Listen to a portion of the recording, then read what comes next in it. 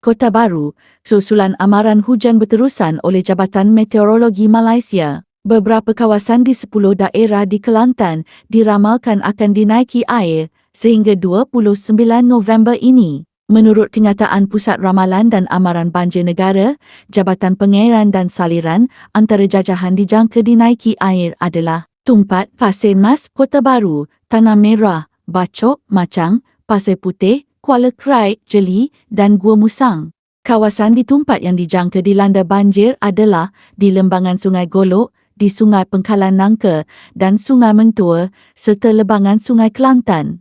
Di Pasir Mas, ia membabitkan kawasan lembangan Sungai Golok iaitu Sungai Bunut Susu dan Sungai Meranti serta lembangan Sungai Kelantan. Kawasan Kota Baru dijangka dinaiki air di lembangan Sungai Kelantan. Bagi Tanah Merah, di lembangan Sungai Golok iaitu Sungai Jedor, Sungai Kusial, Sungai Manal dan Sungai Jedok. Di Bachok pula di lembangan Sungai Gali, Sungai Kemasin, Sungai Jelawat dan Sungai Semerak iaitu Sungai Lubuk Nibong serta Sungai Melo. Bagi Machang, di Sungai Abal, Sungai Bagan, Sungai Dalu, Sungai Galang, Sungai Halat, Sungai Hau, Sungai Ju, Sungai Kemudu, Sungai Kerak dan Sungai Kerawang. Kawasan dijangka banjir di Pasir Putih adalah di sekitar Sungai Semerak, Sungai Tasik, Sungai Besut, Sungai Deran Buaya, Sungai Jelo, Sungai Kelong dan Sungai Rasau. Kuala Krai pula di kawasan Sungai Durian, Sungai Tagor, Sungai Galas, Sungai Segulet, Sungai Geh, Sungai Nau,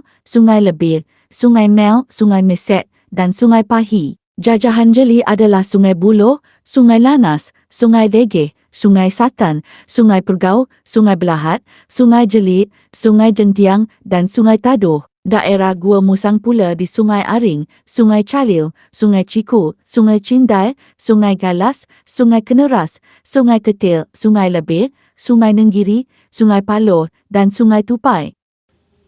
Komen sikit, macam mana air dia? Macam mana air dia? Berkurangan kan? Betul tak berkurangan? Tengok kita dah tebuk kuala apa semua. Air ni akan laju je. Air ni akan laju keluar ke laut. Inilah salah satu inisiatif. Lagi satu kepada pondok-pondok Kelantan, kepada yang berkemampuan nak bagi bantuan kepada masa-masa banjir dekat Kepulauan Batu Empat, boleh kontak saya. Saya akan bawa sendiri you all pergi bagi bantuan kepada yang terjejas banjir. Kepada masa-masa yang terjejas banjir. Tengok ni, air. Tengok air dia keluar ke laut. Tengok air dia keluar ke laut. Besar tak besar. Masa yang mana nak main apa-apa lucu boleh mari. Boleh mari dah. Inilah salah satu. Sama-sama. Thanks for watching. Subscribe our channel.